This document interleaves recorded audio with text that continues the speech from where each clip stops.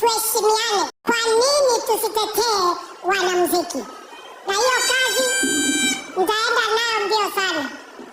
Hao jamaa wanaongea hapa wanijui. Hii kazi ya deputy president nitaipeleka mbio kama gari ya miraa, my friend. Ya miraa, my friend. Ndogo. Unaona watu wengine wamejawa na kiburi.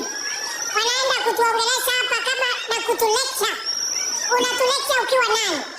Kwani wewe ni Mungu? Hizo pesa za housing hizo tu. William Ruto ameanza kupora, zingine anapatia ile mtu anaongea ati anafanya empowerment. Sema matasikia yako kale ati kanasema mmoja eswa. Sasa unajua hata kuongea hiyo inaleta taabu. A few moments later. Mimi nakaa kama mtu anaweza kosa base mimi. Ukiniangalia vizuri.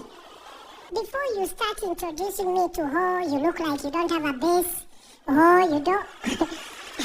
Nani akose base? Unalecture kila mtu. Unalecture mwanamuziki. Unalecture mwanasiasa. Unalecture kila mtu. Kwani wewe ni Mungu?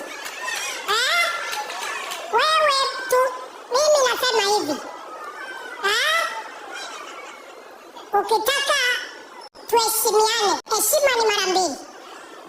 Utuheshimu, tukuheshimu. Usipotuheshimu, my friend, tutakanyang'ana na wewe, my friend. Naona watu wengine wanaongea na madharau. Unatisha nani?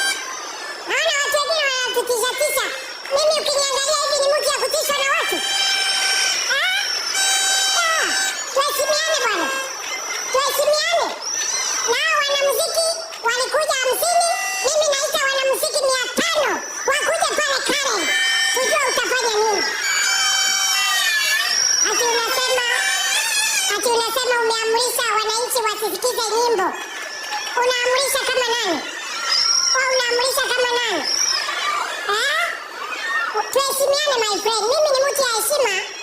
Lakini my friend, if you come within shooting range, we will deal with you. Na mkiwaona muwaambie watafuta watu wa kutisha huko nje. Sisi sio watu kidogo. Ukiona tuko slow hivi na tuko wapole, sio ati sisi ni watu pushovers. And don't lecture us. We are not your kids.